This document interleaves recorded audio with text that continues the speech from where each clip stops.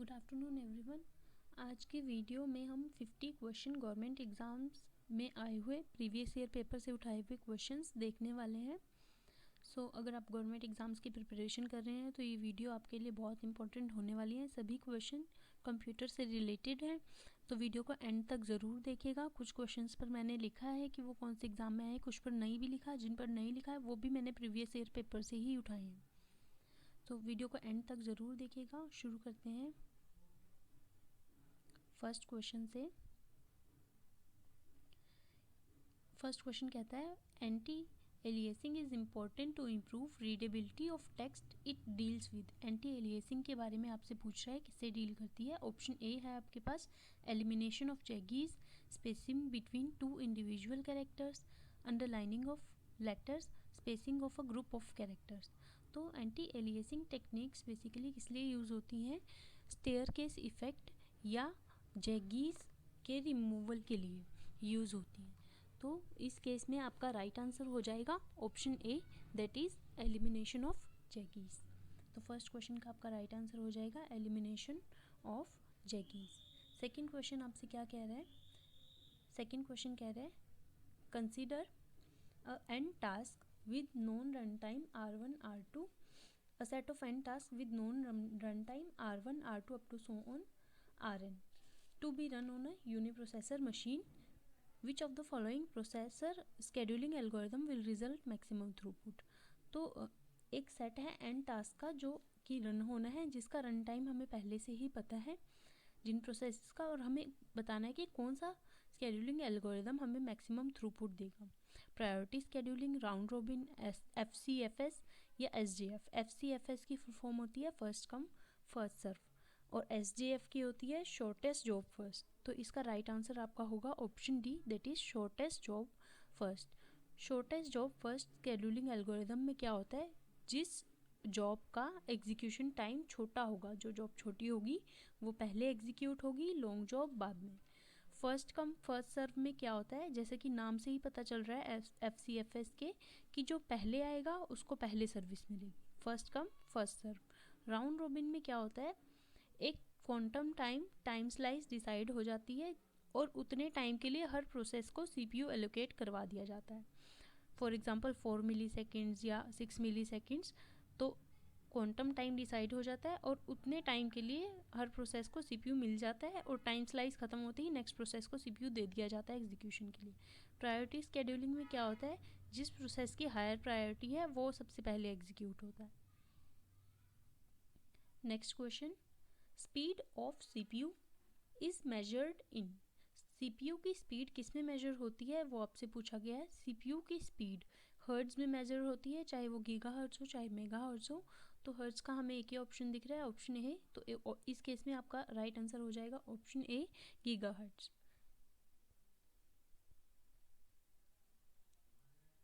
GBps का होता है आपका गीगाबाइट्स पर सेकेंड, PPS का होता है पल्स पर सेकेंड।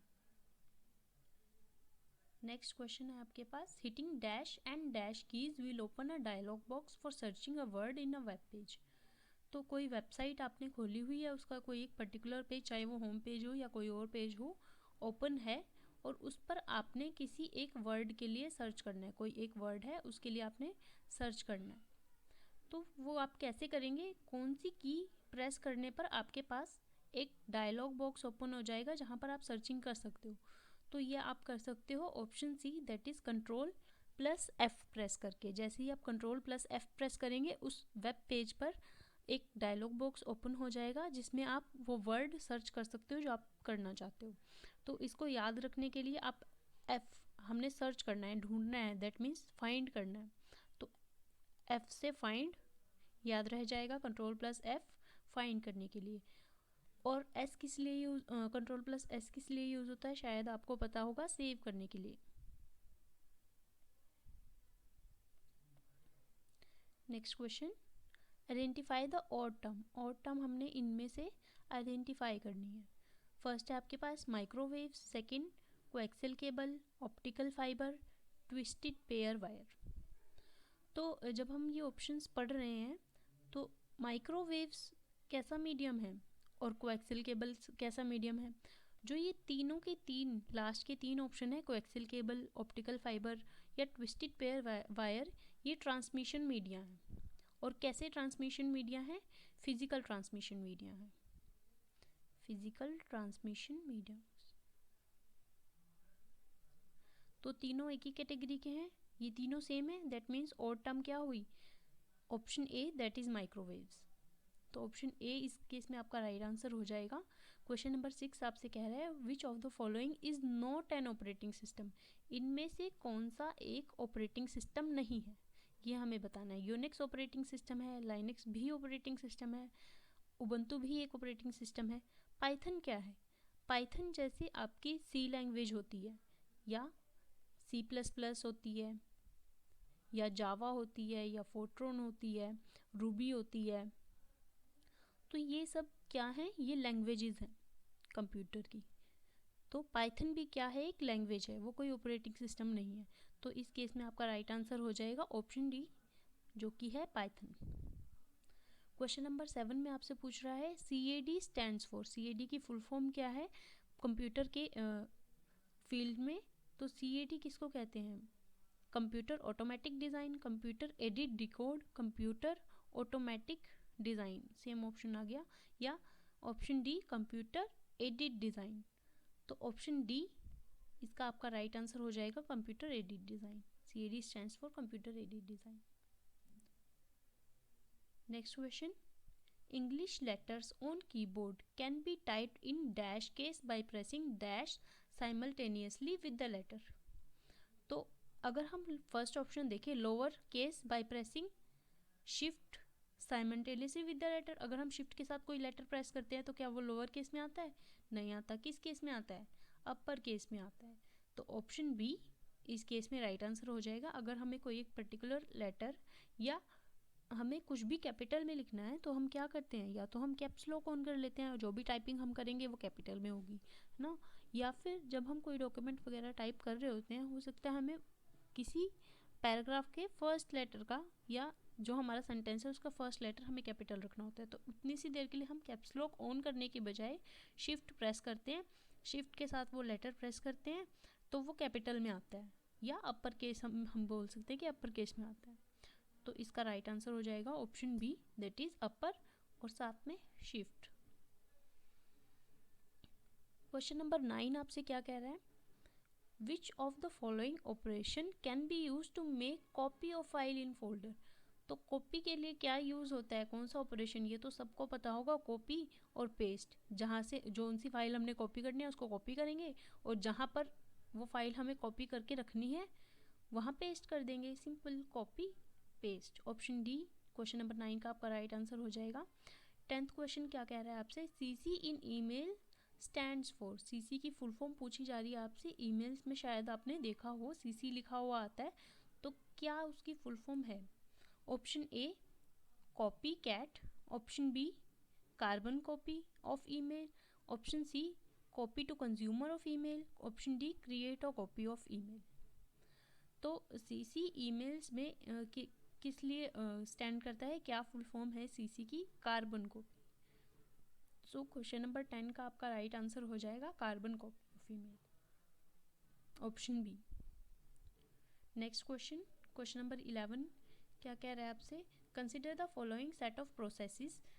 एक प्रोसेसेस का सेट दे दिया है आपको, and the length of CPU burst time, यानी कि टाइम दे दिया, एग्जीक्यूशन टाइम, CPU कितनी देर के लिए उन्हें चाहिए अपने एग्जीक्यूशन कंप्लीट करने के लिए, ठीक है। और ये टाइम किस में है? मिली सेकेंड्स में है, ठीक है।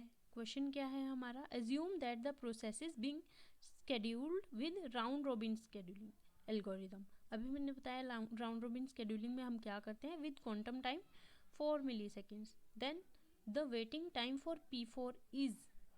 तो आपको प्रोसेसेस का सेट दे दिया है और एग्जीक्यूशन के लिए कितना टाइम चाहिए CPU का उन प्रोसेसेस को वो बता दिया गया है। और आपसे पूछ क्या रहा है कि P4 जो हमारा प्रोसेस है, लिस्ट में सबसे लास्ट में जो प्रोसेस है, उसका वेटिंग टाइम कितना होगा। और जो स्केड्यूलिंग एल्गोरिदम लगा हुआ है वो लगा हुआ है राउंड रोबिन स्केड्यूलिंग। तो जो RR एल्गोरिदम होता है हमारा स्केड्यूलिंग का, उसमें क्या होता है, एक टाइम स्लाइस के लिए एक, या फिर क्वांटम टाइम भी इसको बोलते हैं, हर प्रोसेस को सीपीयू दे दिया जाता है। तो क्वांटम टाइम कितना दिया गया है? 4 मिली सेकेंड्स। क्वेश्चन में हमें क्वांटम टाइम दिया गया है 4 मिली सेकेंड्स। ठीक है, तो मतलब कि 4 मिली सेकेंड की टाइम स्लाइस है हमारे पास। 4 मिली सेकेंड्स के लिए हम P1 से स्टार्ट करके हर प्रोसेस को 4 मिली सेकेंड्स देते रहेंगे। ठीक है, तो सबसे पहले सीपीयू मिला P1 प्रोसेस को 4 मिली सेकेंड के लिए। फिर जैसे ही 4 मिली सेकेंड्स पूरे हो गए, P1 प्रोसेस से सीपीयू वापस ले लिया गया। अभी P1 प्रोसेस की एग्जीक्यूशन कंप्लीट नहीं हुई है, क्योंकि उसको कितने मिली सेकेंड्स के लिए सीपीयू चाहिए था? 5 मिली सेकेंड्स के लिए चाहिए था। अभी 1 मिली सेकेंड्स की इसकी एग्जीक्यूशन बाकी है। फिर P2 प्रोसेस को सीपीयू मिल गया कितने मिली सेकेंड्स के लिए? 4 मिली सेकेंड्स के लिए, क्योंकि हमारी क्वांटम टाइम जो है, टाइम स्लाइस जो है वो 4 मिली सेकेंड्स दी हुई है। ऐसे ही P4 प्रोसेस को मिल गया, सॉरी P3 को 4 मिली सेकेंड्स के लिए। फिर जब P3 से भी सीपीयू वापस ले लिया गया, फिर P4 प्रोसेस को मिला। तो कितना वेट करना पड़ा हमारे P4 प्रोसेस को? 4 + 4 + 4 चाहती है 12, तो 12 मिली सेकेंड्स के लिए वेट करना पड़ा P4 प्रोसेस को। तो वेटिंग टाइम कितना हो गया? 12 मिली सेकेंड्स। तो ऑप्शन सी इस केस में राइट आंसर हो जाएगा। नेक्स्ट क्वेश्चन है आपका, what is the full form of CPU? CPU की फुल फॉर्म आपसे पूछ रहा है। Centre processing unit, central processing unit, core processing unit या कोर प्रोडक्ट यूनिट? सीपीयू की फुल फॉर्म शायद आपको सभी को पता होगी, that is central processing unit. Option B इस केस में आपका राइट आंसर होगा, ऑप्शन क्वेश्चन नंबर 12 का। क्वेश्चन नंबर 13 आपसे क्या पूछ रहा है? Malicious software is known as, malicious software को हम क्या बोलते हैं? क्या नाम है मलेशियस सॉफ्टवेयर का? यूजुअली यूज होता है मलेशियस वेयर है, क्या मालवेयर है, बैडवेयर है या इलीगल वेयर है? तो जो मलेशियस सॉफ्टवेयर हैं उनको हम बोलते हैं मालवेयर्स। ऑप्शन बी आपका राइट आंसर हो जाएगा, क्वेश्चन नंबर 13 का, malwares. Next question, light pen and joystick are. Light pen और जॉयस्टिक क्या है? क्या वो पोर्टल है, क्या वो आउटपुट डिवाइस है, क्या वो इनपुट डिवाइस है या प्रोसेसिंग डिवाइस है? जो लाइट पेन और जॉयस्टिक होते हैं ना, वो माउस की तरह काम करते हैं। ठीक है, तो माउस क्या है? माउस है एक इनपुट डिवाइस। इनपुट डिवाइस है, दैट मीन्स लाइट पेन और जॉयस्टिक भी क्या होंगे? Input device. तो ऑप्शन सी क्वेश्चन नंबर 14 का आपका राइट आंसर हो जाएगा, जो कि है इनपुट डिवाइस। दैट मीन्स जो लाइट पेन और जॉयस्टिक हैं हमारे इनपुट डिवाइसेस हैं। Next question, an address in memory is called. तो मेमोरी में जो एड्रेस है उनको हम क्या कहते हैं? Memory address. ऑप्शन सी इसका राइट आंसर हो जाएगा। Next question, EEPROM is, EEPROM की फुल फॉर्म आपसे पूछ रहे हैं। क्या फुल फॉर्म है EEPROM की? तो क्या फुल फॉर्म होती है EEPROM की? रोम की क्या फुल फॉर्म होती है? रोम की फुल फॉर्म होती है रीड ओनली मेमोरी, है ना। EEPROM की फुल फॉर्म होती है electrically erasable programmable read only memory. Option B इसका आपका राइट आंसर हो जाएगा।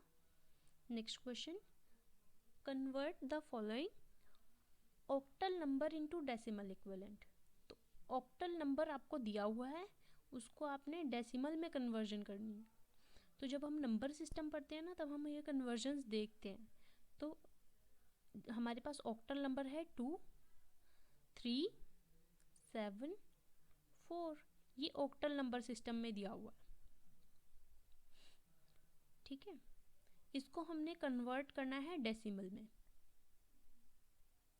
तो कैसे करते हैं ऑक्टल से डेसिमल में कन्वर्जन? यूनिट डिजिट से शुरू करते हैं। यूनिट डिजिट क्या है? 4 into 8 raise to the power 0 plus next digit क्या है? 7। तो 7 इंटू 8 की power 1 plus next digit 3 into 8 की पावर 2 प्लस लास्ट क्या है हमारे पास? 2 इंटू 8 की पावर 3। तो ऐसे होती है ये कन्वर्जन। इसको आप कैलकुलेट करेंगे, आपको डेसिमल नंबर सिस्टम में नंबर मिल जाएगा, डेसिमल नंबर सिस्टम के इक्वल। तो क्या है वो नंबर है 1276, दैट इज ऑप्शन बी आपका राइट आंसर हो जाएगा। अगर इससे आगे भी 2 से आगे भी कोई नंबर होता तो उसको भी हम प्लस वो नंबर और 8 की पावर 1 बढ़ा के, यहाँ पर 3 है तो हम क्या करते 8 raise to the power 4। Question number 18 आपसे क्या कह रहा है, which of the following statement correct are correct या इज करेक्ट। तो इनमें से कौन सी स्टेटमेंट सही है। With on chip decoding 8 address line can access 64 memory locations. On chip decoding में 8 एड्रेस लाइन 64 मेमोरी लोकेशंस को एक्सेस कर सकती हैं, या फिर 4 एड्रेस लाइन 64 मेमोरी लोकेशंस को एक्सेस करेंगी, या फिर 8 address line can access 256 memory locations, या 4 address line can access 128 memory locations. तो इस केस में आपका राइट आंसर क्या होगा। इस केस में आपका राइट आंसर होगा option C, 8 address line can access 256 memory location. और ये हमने निकाला कैसे निकालते हैं, 2 रेज़ टू द पावर जितनी एड्रेस लाइन है वो कितनी मेमोरी लोकेशन एक्सेस कर पाएंगे, इसको कैलकुलेट करके आएगा। तो 256 2 रेज़ टू द पावर 8 64 तो नहीं होता, ना ही 2 रेज़ टू द पावर 4 64 होता है। करेक्ट क्या है, करेक्ट है option C, 8 address line can access 256 memory locations. Question number 9 क्या कह रहा है, a type of memory that can hold computer startup routine is cache, RAM, D RAM और रोम। तो स्टार्टअप रूटीन क्या होता है, बूटस्ट्रैप प्रोग्राम के बारे में शायद आपने सुना होगा। बूटस्ट्रैप प्रोग्राम या बूट प्रोग्राम क्या होता है, क्या काम होता है उसका, ऑपरेटिंग सिस्टम को मेमोरी में लोड करवाना और उसकी एग्जीक्यूशन स्टार्ट करवाना। जब हम कंप्यूटर ऑन करते हैं ना तो सबसे पहले बूटिंग होती है, जो बूटस्ट्रैप प्रोग्राम आपका होता है वो सबसे पहले रन होता है। ठीक है, तो वो प्रोग्राम किस में स्टोर होता है, वो प्रोग्राम स्टोर होता है रीड ओनली मेमोरी में, दैट इज रोम। तो ऑप्शन डी इसका राइट आंसर हो जाएगा, रोम। 19 क्वेश्चन का आपका राइट आंसर होगा रोम। क्वेश्चन नंबर 20 आपसे क्या कह रहा है, when used with IC what does the term code indicate. Code किससे कहते हैं हम, तो कोड इंडिकेट करती है 4 सर्किट्स को। ऑप्शन बी इसका आपका राइट आंसर हो जाएगा। क्वेश्चन नंबर 21 आपसे क्या कह रहा है, data can changed from special code to temporal code. तो बाय यूजिंग, किसका यूज करके हम डेटा को स्पेशल कोड से टेम्पोरल कोड में चेंज कर सकते हैं। क्या हम शिफ्ट रजिस्टर से कर सकते हैं, या काउंटर से, कॉम्बिनेशनल सर्किट से, या एडी कन्वर्टर से। तो इसका आपका राइट आंसर हो जाएगा option A, that is shift register. Shift register data can be change from special code to temporal code by using shift registers. तो क्वेश्चन नंबर 21 का आपका राइट आंसर हो जाएगा ऑप्शन ए। क्वेश्चन नंबर 22 आपसे क्या कह रहा है, words having 8 bit are to be stored in computer memory, the number of lines require for writing into the memory are. 8 bit words जिनकी 8 बिट है उनको हमने कंप्यूटर मेमोरी में स्टोर करना है, तो कितनी लाइन्स रिक्वायर है, 8 लाइन्स रिक्वायर है, 1 लाइन फॉर पर बिट। तो ऑप्शन डी इसका आपका राइट आंसर हो जाएगा।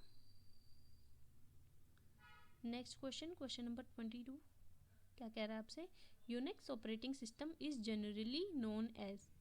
यूनिक्स एक ऑपरेटिंग सिस्टम है, तो एप्लीकेशन वाले दोनों ऑप्शंस हट जाएंगे।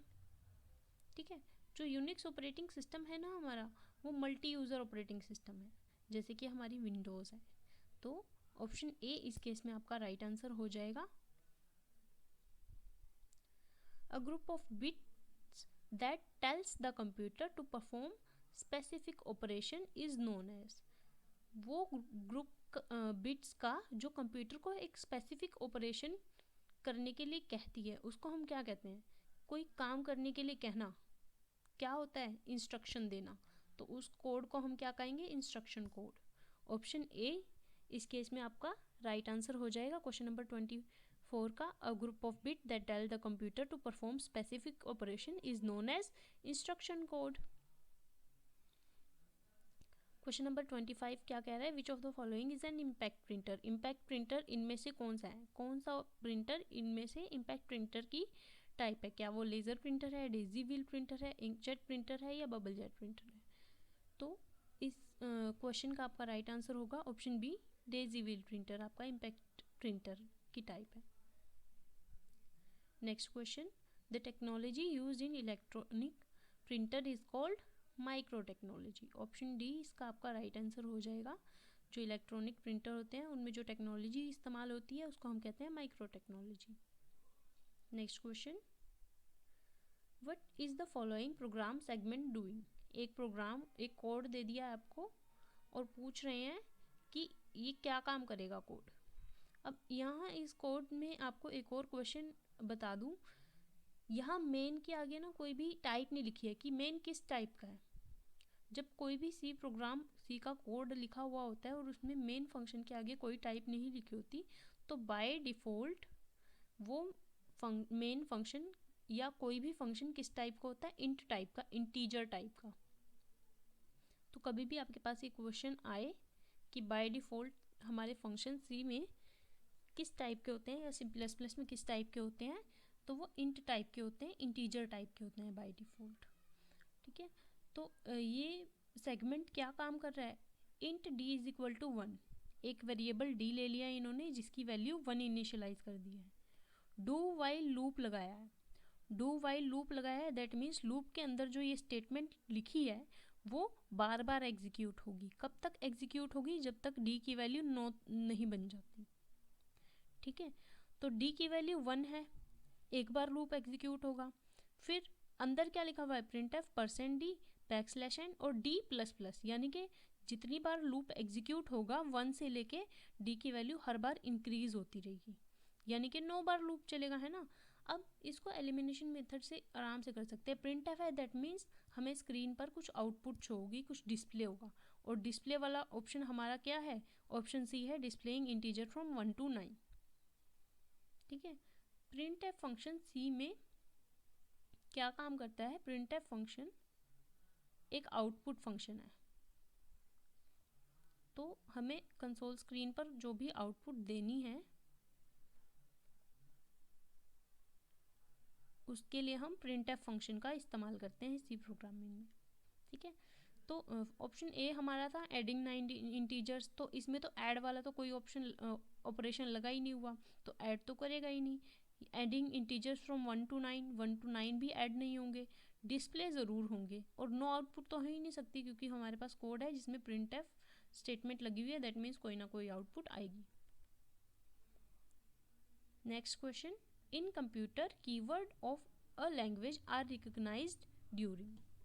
तो कीवर्ड एक लैंग्वेज के कब रिकॉग्नाइज होते हैं, वो होते हैं lexical analysis of the program के फेज में। तो ऑप्शन सी इसका राइट आंसर हो जाएगा। In which graphics digital photos and scanned images are typically stored. तो कौन सी ग्राफिक्स में डिजिटल फोटोज और स्कैन इमेजेस स्टोर की जाती हैं यूजुअली, वो की जाती हैं बिट मैप में। ऑप्शन ए आपका इसका राइट आंसर हो जाएगा।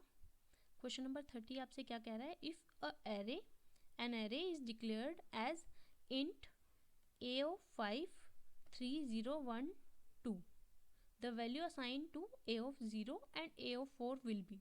एक एरे इन्होंने डिक्लेयर कर दिया है, एरे a of 5, यानी कि a नाम का एरे है जिसके अंदर 5 एलिमेंट आएंगे। जो 5 लिखा है ना, ये क्या है, साइज एरे का साइज, यानी कि एरे के अंदर 5 एलिमेंट आएंगे। ठीक है, अब इक्वल्स टू डाल के करली ब्रेसेस के अंदर 4 एलिमेंट इन्होंने डाल दिए, 5th एलिमेंट नहीं डाला। एरे का साइज कितना है, 5 है, लेकिन एलिमेंट्स डाले हैं 4। ठीक है, आपसे पूछ रहा है a of 0 की और a of 4 की वैल्यू। एरे का इंडेक्स 0 से स्टार्ट हुआ, that means first element a of 0 में आएगा। a of 0 के अंदर चला गया 3, तो a of 0 की वैल्यू तो 3 होगी। अब 3 वाले में हमारे पास 2 ऑप्शन है। ठीक है, अब a of 4 क्या होगा, अब ये तो है a of 0, ये हो जाएगा a of 1, ये हो जाएगा a of 2, ये हो जाएगा a of 3। a of 4 में तो कोई वैल्यू है ही नहीं, 5th एलिमेंट तो इन्होंने एंटर ही नहीं किया, दैट मीन्स क्या है, 0। ऑप्शन सी इस केस में आपका राइट आंसर हो जाएगा। या तो 0 आएगा या कोई गार्बेज वैल्यू आ जाएगी। नेक्स्ट क्वेश्चन आपका है consider the following code segment in Java. Java का कोड आपको दे दिया है छोटा सा और पूछ क्या रहा है आपसे, which of the following data type are acceptable for X. तो एक कोड दे दिया है, एक्स कहाँ पर यूज हुआ है, स्विच के अंदर, यहाँ पर कंडीशन यहाँ पर। तो जो भी हम स्विच के ब्रैकेट्स में रखते हैं वेरिएबल या एक्सप्रेशन, वो कैसा होता है, वो या तो कांस्टेंट इंटीजर या कांस्टेंट कैरेक्टर होना चाहिए या फिर कांस्टेंट एक्सप्रेशन। तो कांस्टेंट इंटीजर या फिर कैरेक्टर होना चाहिए जावा में। तो कांस्टेंट इंटीजर या कैरेक्टर। अब फ्लोट वाले दोनों ऑप्शन हट जाएंगे, लॉन्ग भी हट जाएगा, क्या आएगा, ऑप्शन ए करेक्ट हो जाएगा, that is byte and character. Next question, which of the following is valid call to math.max in Java. math.max के लिए वैलिड कॉल बतानी है कौन सी है। तो math.max क्या करता है, मैक्सिमम ऑफ 2 फाइंड करता है, मैक्सिमम ऑफ 2 रिटर्न करता है। ठीक है, तो कोई भी 2 में से मैक्सिमम है ना, यहाँ पर भी 2 वैल्यूज पास की गई है, यहाँ पर भी 2 हैं, यहाँ पर भी 2 हैं, ये भी सही है। यहाँ पर कितनी वैल्यूज पास की गई है, 1 2 3 4 वैल्यूज, दैट मीन्स ये गलत है। तो ए बी और डी सही है, दैट मीन्स ये सही है, ये ए बी और डी कॉल्स सही है, that means option A is correct.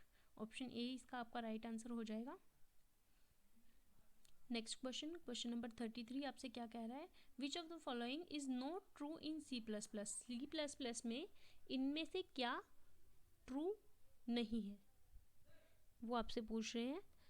क्या बोला है इन्होंने, before a variable can be used it must be declared. तो एक वेरिएबल को यूज करने से पहले हमें उसे डिक्लेयर करना होगा, बिल्कुल सही बात है, ये सही है आपका। Variable are allocated values through the use of assignment operator. तो असाइनमेंट स्टेटमेंट या असाइनमेंट ऑपरेटर की हेल्प से हम क्या करते हैं, वेरिएबल्स को वैल्यूज देते हैं। ठीक है, ये भी सही है। When a variable is declared C++ allocates storage of a variable and put an unknown value inside it। तो जब हमने वेरिएबल डिक्लेयर कर दिया तो C++ क्या करती है, एक स्टोरेज दे देती है वेरिएबल को। वेरिएबल एक्चुअल में क्या है, मेमोरी लोकेशन का नेम है ना। तो मेमोरी में जगह मिल जाती है और उस मेमोरी में जो भी जगह मिली है उसमें गार्बेज वैल्यू डाल देते हैं। ठीक है, गार्बेज वैल्यू या अननोन वैल्यू डल जाती है ना, तो ये भी सही है। We can use a variable even if it is not declare. अब हमारी फर्स्ट स्टेटमेंट देखिए जो सही है, before a variable can be use it must be declare. Variable को यूज करने से पहले हमें उसे डिक्लेयर करना होगा। और जो हमारी लास्ट स्टेटमेंट है वो क्या कह रही है कि हमने डिक्लेयर नहीं किया है लेकिन फिर भी हम उसको यूज कर सकते हैं, तो ये गलत हो गया। तो ऑप्शन डी इस केस में गलत स्टेटमेंट है, तो ऑप्शन डी इसका राइट आंसर हो जाएगा आपका कि वेरिएबल को हमें डिक्लेयर ज़रूर करना है यूज़ करने से पहले। तो ऑप्शन डी रॉन्ग स्टेटमेंट है, दैट मीन्स ऑप्शन डी इसका आपका राइट आंसर है इस क्वेश्चन का।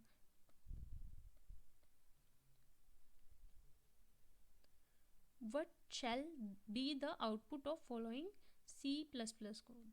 तो C++ कोड की आपसे आउटपुट पूछी है इस केस में, इस क्वेश्चन में। क्या कोड है, इंट a इक्वल्स टू 1, ए की वैल्यू 1 है और एक वेरिएबल d। दो वेरिएबल लिए हैं इंटीजर टाइप के a और b।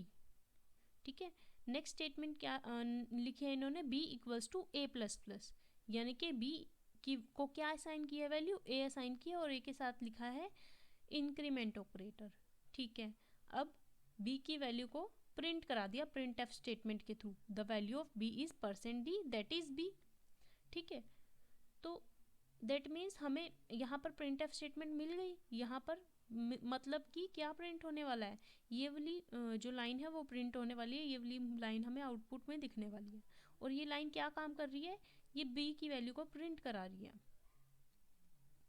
ठीक है, तो b की वैल्यू क्या प्रिंट होगी, क्या वो 2 प्रिंट होगी, क्या वो 1 प्रिंट होगी, या एरर शो होगी, या नो आउटपुट आएगी। एरर तो कहीं दिख नहीं रही है, तो b की वैल्यू आनी क्या चाहिए। अब हमारे पास लिखा हुआ है b equals to a++।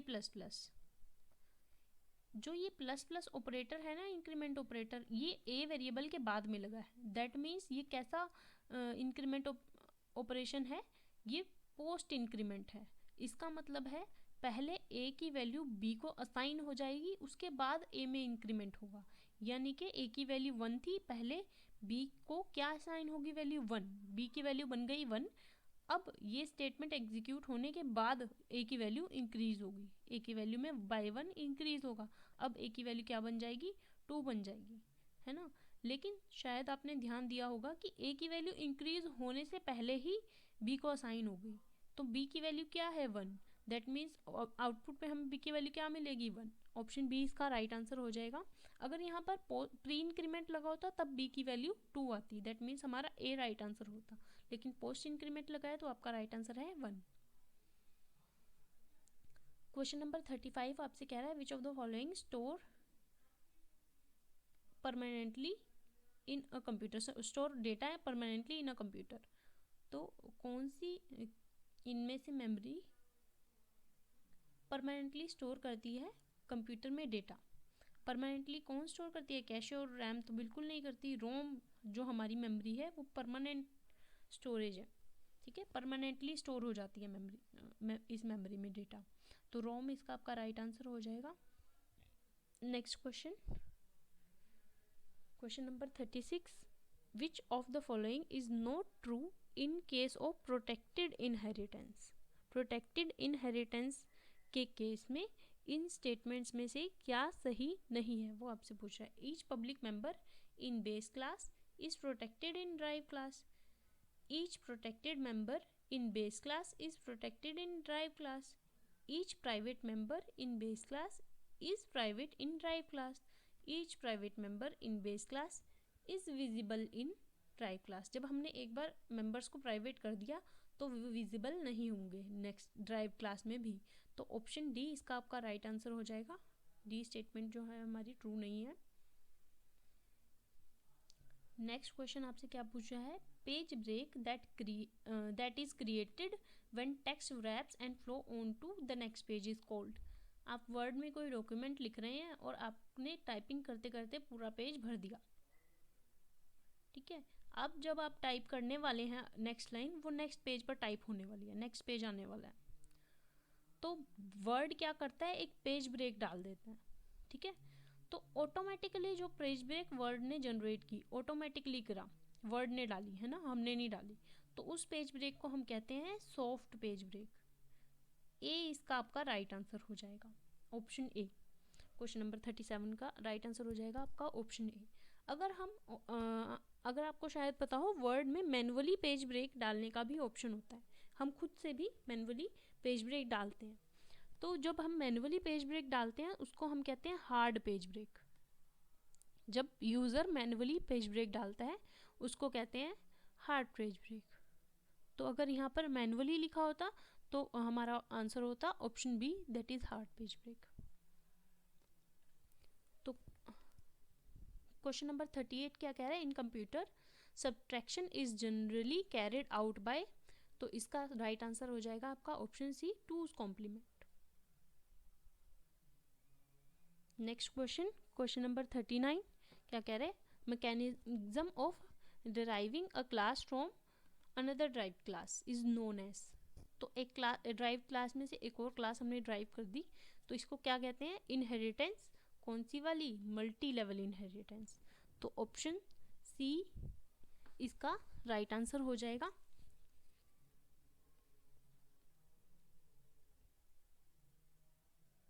Next question है question number 40, data members which are static. जो डेटा मेंबर्स स्टैटिक हैं वो क्या हम उनको वैल्यूज असाइन नहीं कर सकते, ये तो बिल्कुल गलत है, ठीक है, ये ऑप्शन नहीं होगा। तो ऑप्शन बी इसका आपका राइट आंसर हो जाएगा, can only be use in static functions in Java. Next question, question number 41, members of class by default are. जो क्लास की, किसी क्लास के मेंबर हमने डिक्लेयर किए हैं वो बाय डिफॉल्ट क्या होते हैं, वो बाय डिफॉल्ट प्राइवेट होते हैं। ऑप्शन बी क्वेश्चन नंबर 41 का आपका राइट आंसर हो जाएगा। एक क्वेश्चन मैं आपको भी दूंगी कमेंट बॉक्स में कमेंट करने के लिए, तो कमेंट ज़रूर करना। Time taken by a packet to travel from client to server and then back to client. तो एक पैकेट क्लाइंट से सर्वर तक ट्रैवल करता है और फिर सर्वर से क्लाइंट के पास वापस ट्रैवल करता है। तो जितना टाइम उसने लिया उसको क्या कहते हैं हम, उसको कहते हैं RRT, that is round trip time. Round trip time.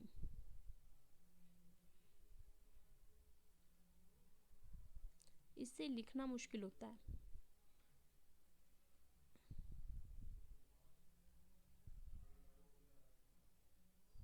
Round trip करके आ गया ना पैकेट, तो राउंड ट्रिप टाइम RTT इसका राइट आंसर होगा।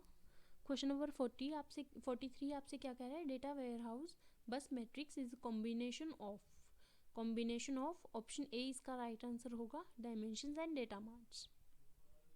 Next question, which is the hexadecimal number equivalent to the octal number 46250। फिर से कन्वर्जन का एक क्वेश्चन आया है हमारे पास कि ऑक्टल नंबर है 46250, इसको हेक्साडेसिमल में कन्वर्ट करना है। पहले जो हमारे पास कन्वर्जन आई थी उसको डेसिमल में करना था, अब इसको किस में करना है, हेक्साडेसिमल में करना है। ठीक है, तो हेक्साडेसिमल में कन्वर्जन हम कैसे करते होते हैं, पहले हम इसको 46250 को बाइनरी में कन्वर्ट कर लेते हैं।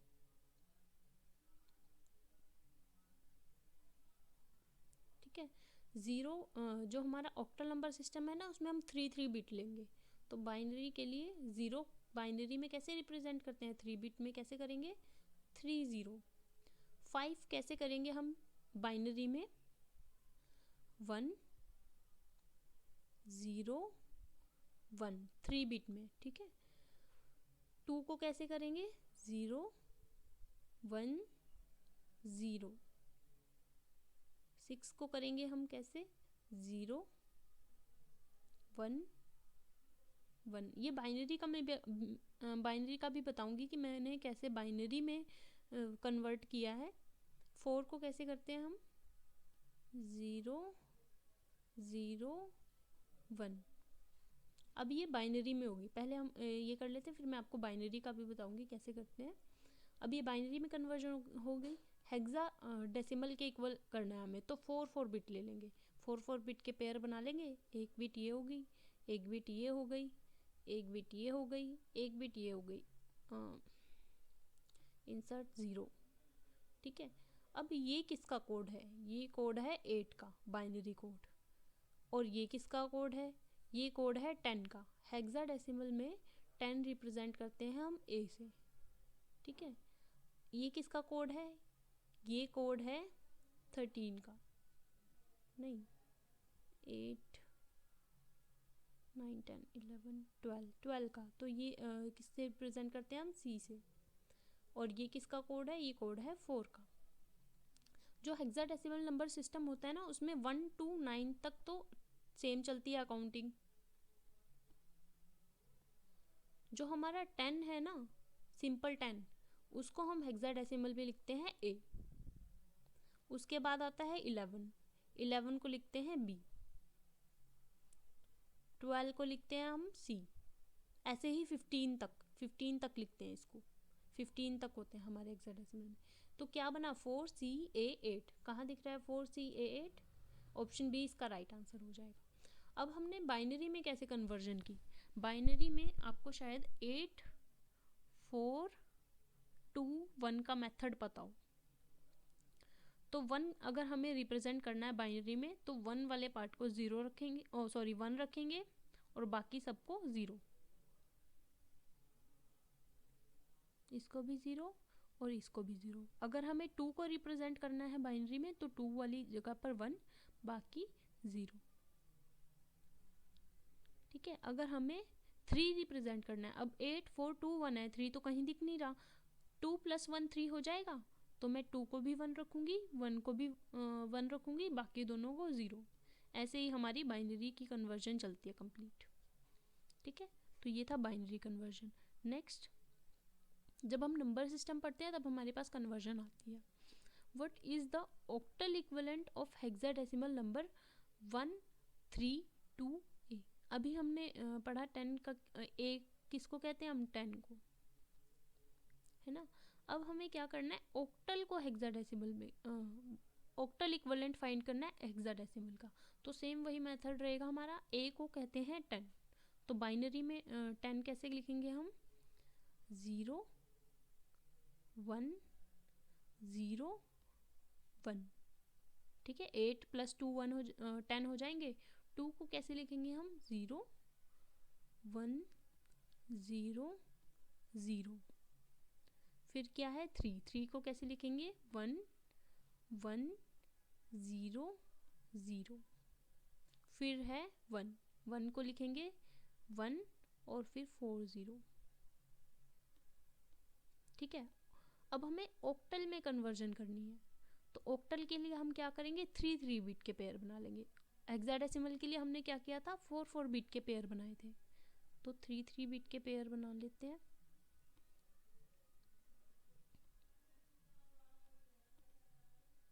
तो क्या आएगा, ये किसका कोड है, ये कोड है 2 का। ये किसका कोड है, ये कोड है 5 का। ये किसका कोड है, ये कोड है 4 का। ये कोड है 1 का, ये कोड है 1 का, और 0 तो आएगा। तो अब ये कहाँ दिख रहा है हमें, 1 1 4 5 2, ऑप्शन सी में। दैट मीन्स ऑप्शन सी इसका राइट आंसर हो जाएगा। नेक्स्ट क्वेश्चन, क्वेश्चन नंबर 46 आपसे क्या कह रहे हैं, logical circuit of binary adders to add 4 bit require dash full adders and dash half adders. तो कितने एडर्स चाहिए हमें, वो पूछ रहा है, फुल और हाफ। तो हमें 3 फुल एडर्स और 1 हाफ एडर चाहिए। ऑप्शन सी इसका आपका राइट आंसर हो जाएगा। नेक्स्ट क्वेश्चन आपसे क्या कह रहा है, how many gates would be required to implement the following boolean expression after simplification. पहले हमने इस एक्सप्रेशन को सिंप्लीफाई करना है, उसके बाद हमने गेट्स बताने हैं कितने रिक्वायर हैं। ठीक है, तो ये क्वेश्चन आप कमेंट बॉक्स में मुझे आंसर करिए, सिंप्लीफाई करके बताइए कि क्या आएगा। Next question, which among of the following is a modifier की। मॉडिफायर की कौन सी है, कंट्रोल भी है, शिफ्ट भी है, ऑल्ट भी है। दैट मीन्स ऑप्शन डी इसका आपका राइट आंसर हो जाएगा, all of these are modifier keys. Next question, which of the following referred as a geometrical arrangement of computer systems. Computer system की ज्योमेट्रिकल अरेंजमेंट को हम क्या कहते हैं, टोपोलॉजीज कहते हैं। तो प्रोटोकॉल्स क्या होते हैं, protocol is a set of rules. Network क्या होता है, मीडिया क्या होता है। तो टोपोलॉजी इसका आपका राइट आंसर हो जाएगा, स्टार टोपोलॉजी, मैश टोपोलॉजी, बस टोपोलॉजी, टोपोलॉजी के टाइप्स हैं। लास्ट क्वेश्चन हमारा है, what is mean by wifi max. Wifi max के बारे में आपसे पूछ रहा है। तो वाईफाई मैक्स किसको बोलते हैं हम, क्या चीज़ है ये। ऑप्शन सी इसका आपका राइट आंसर है, world wide interoperability of microwave access. तो ऑप्शन सी इसका आपका राइट आंसर होगा। वीडियो को लाइक ज़रूर कीजिएगा, शेयर भी कीजिएगा, सब्सक्राइब भी कीजिएगा अगर आपको पसंद आई है तो। नेक्स्ट वीडियो में भी मैं आपके लिए जल्दी नेक्स्ट 50 क्वेश्चन और लेके आने वाली हूँ, तो वीडियो को सब्सक्राइब ज़रूर कर दीजिएगा। Thank you.